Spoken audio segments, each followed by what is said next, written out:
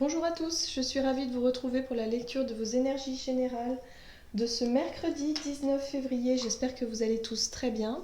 Donc pour ce faire, on va utiliser comme d'habitude un petit message du petit oracle de Gaïa. Ensuite, nous irons voir un message de l'oracle des nombres, de la sagesse d'Avalon. On ira voir également un message de l'oracle des fées. On développera avec le tarot Histoire de sorcière, que j'aime beaucoup. Et puis, on terminera avec une carte de conclusion de l'oracle d'Amahan. C'est parti. Alors, quelles sont les énergies générales pour ce mercredi 19?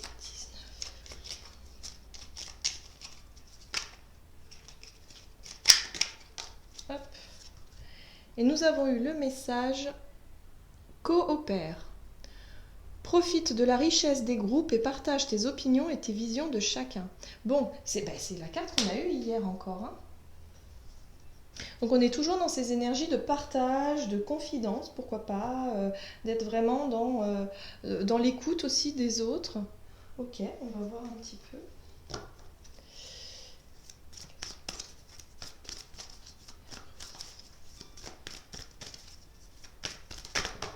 Hop. Méthode. Là, on parle un petit peu peut-être d'expérience, de partager un petit peu ses façons de faire certaines choses, ou peut-être des astuces, vous savez. Alors là, ça peut, évidemment, on peut être dans plein de domaines différents. Hein.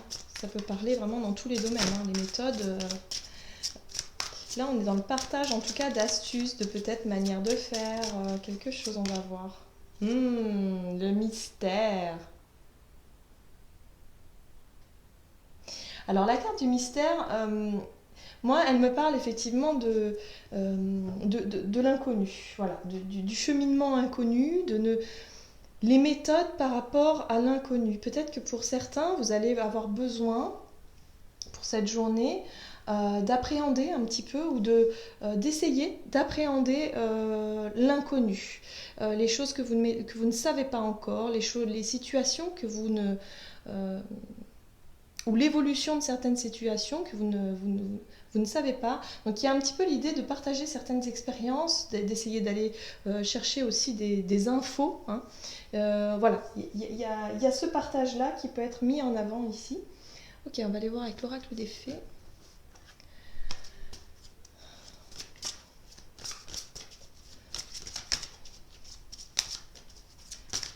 Hop là. Et nous avons la très très jolie carte, le petit garçon bleu. Vos rêves se réalisent, votre âme est de retour. Oh.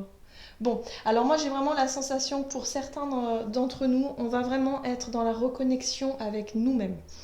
On va vraiment être peut-être aller chercher en tout cas de nouvelles méthodes pour pouvoir se reconnecter facilement, pour pouvoir avoir accès aussi à notre sagesse, à notre savoir, aller chercher des informations au fond de nous-mêmes, d'être à l'écoute de notre petite voix intérieure, tout ça.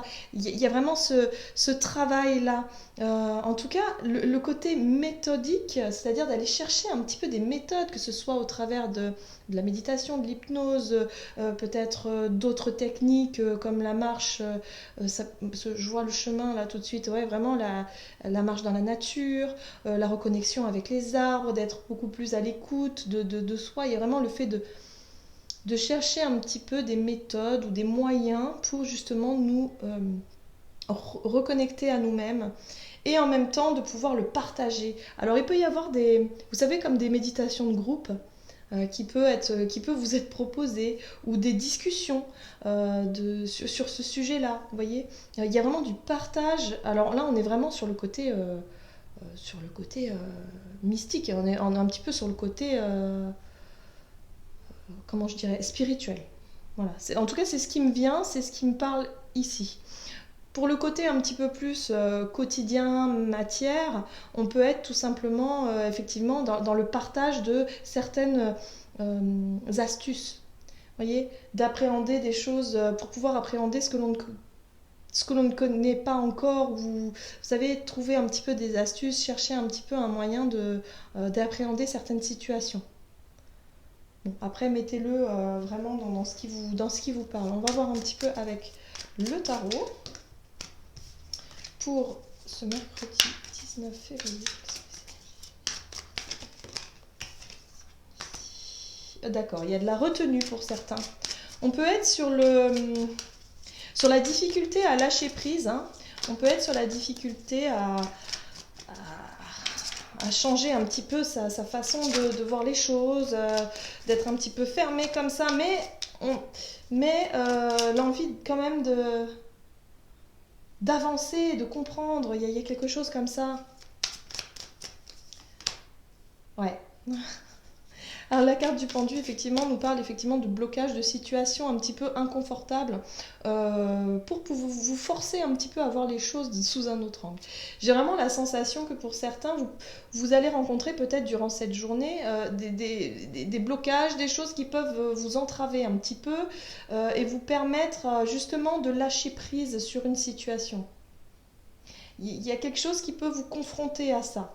Et justement, vous allez peut-être changer de façon d'appréhender un petit peu l'inconnu. On peut être sur des peurs, tout simplement, hein, des peurs. Vous êtes figé ici par peur de perdre ce que vous avez, hein, là.